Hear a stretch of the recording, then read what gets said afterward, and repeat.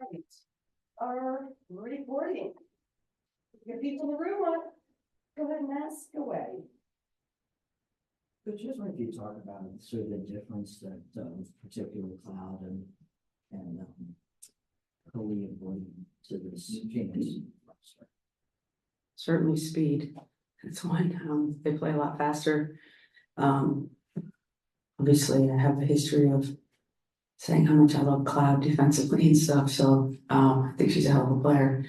And then Ka, she's just a walking bucket out there offensively. She's definitely a problem. So I think the combination of the two of them, they're playing very fast, want to have a lot of possessions, want to get up a lot of threes, and it's I don't know if either of those two have ever played with the kind of spacing that they're doing right now, which I think benefits both of them. So I think Coach Tibbetts there is doing a lot of good things with just giving those players space to operate. And what I found is, whether it's on the NBA side or the WNBA side, people do better in space. Becky, I'm not sure how much you've had a chance to watch some of the games with, how much time you're spending with your team, obviously.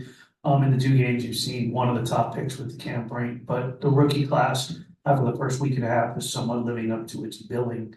Had a lot of hype going in, but after the first week and a half, have you had a chance to look at the stats, watch some games, highlights, your thoughts overall? I mean, they got a lot of hype for a reason. I think they've done well. This is a league of, grown women. And I think obviously the faster that they can adjust, the faster they start to see plays slow down for them. I think some will get it quicker than others. I thought they've done well overall as a class. It'll remain to be seen how many last, because a lot of times you can come in one of these picks last and getting a 15 to 16, 17-year career is another deal. So it all depends on them and the work that they put in. Clearly they're very talented as a group, but it's the work that will sustain you in this league because everybody's talented. A couple of quick ones from me, Coach. One, saw that Kirsten Bell was added to the injury reports. Want to see what her status was or when that injury may have occurred. She came down on an ankle, so just a little tweak. I expect her to probably be ready to go by Saturday. Got you. And then post game, you mentioned Asia being more of a grab and go threat after defensive rebounds. Is there anything in particular you're looking for her to see? So when she knows when to push versus when to make it out to the guard. I want her to just go. If she has the same rules that everybody else does. If somebody's ahead of her and open, she passes. If not, she brings it on the dribble and we go play. But I'm going to continue to challenge her in some ways, to grow her in some ways. She had 5 assists for the first game against these guys, so she's very capable of seeing the floor. So she's going to have some PG skills by the time this year is done for sure. She has the vision, and now we just have to put people in spots where they're available and she can see them, but also her willingness to pass when she sees double and triple teams. I mean, that's really the deal because she's going to get that kind of attention all year. So out of that, I tell her, you don't want double and triple teams anymore. You have to pass, and then your teammates got to score. That's the way to get not triple teamed, is you punish those defense that cheat. After the season opener, we talked about Deja there a little bit, and you were saying that you thought she'd be interesting against the Mercury zone. I'm wondering if you expect to play her today or if she's part of the game plan at all. Yeah, I want to get her some minutes at some point. If I have a chance in the game. She played well when I put her in against Puerto Rico. Granted, it's a different deal. But she definitely has a skill set. So if we're struggling to score against that zone or whatever, I do know she can come in and hit shots. It's the other aspects of her game that I'm trying to grow and stretch her on. You're the other one in the room? Okay. Sabrina, go ahead. Hey Becky, having watched so much film on this Phoenix team thus far, like what NBA influences do you feel like Nate and Christy and that staff have brought over? And do you kind of feel like the style of play between the two leagues is blurring a little bit now? Yeah, because you're starting to, obviously Nate has an NBA background.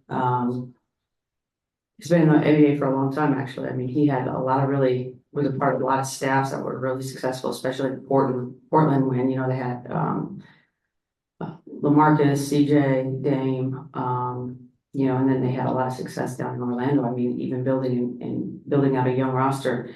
So yeah, this space, we see everybody kind of running a lot of NBA sets now, a lot of spread. I thought, when I came over, I thought some of the offenses were quite archaic actually, and now you're starting to see players score more, teams score more. I mean, last year, I don't know how many 40 and 50-point games we had, but that space is really hard to guard, and I think it really highlights the skill set of the WNBA players. I mean,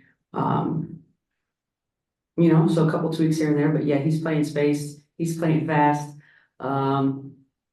And then, you're going to have to make tweaks according to your personnel. So you can have an idea going in of what you want to do. But if it doesn't quite fit your personnel, especially it's tough in the first year, but he's trying to put pieces, I'm sure, together that fit his style.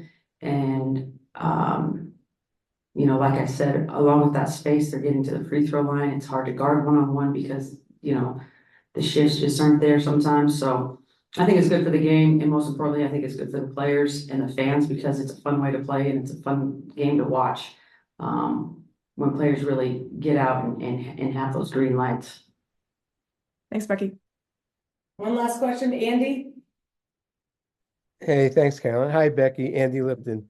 When you're preparing for an opponent and you're looking at the shooting statistics of any particular player, can you get as granular as breaking it out by defender, defensive scheme, and how far back do you go in looking at the data? Well, we just, as a league, just got to deal with Second Spectrum. So now we're starting to have more access to analytics. Sometimes I love analytics, sometimes I hate them. I think what analytics doesn't always tell you is just the juice behind the scheme. Whether that be offensively or defensively, it doesn't take into account sometimes the little things. And although we're getting more access to it as a league, like last year, I wanted some stuff on our pick and roll defense. Well, it's not like we have a staff of 20 people. In the NBA, you just have hands that are always there and around. It's a lot of work for 3 or 4 people to get done. And there's other things that we're charting. So now, that we have access to more analytics, I think it'll be fun. I think it'll be interesting. And of course, as a coach, we only use them in our favor to prove our points. So Thanks, Becky. All right, thank you very much. yeah. So do you like plus minus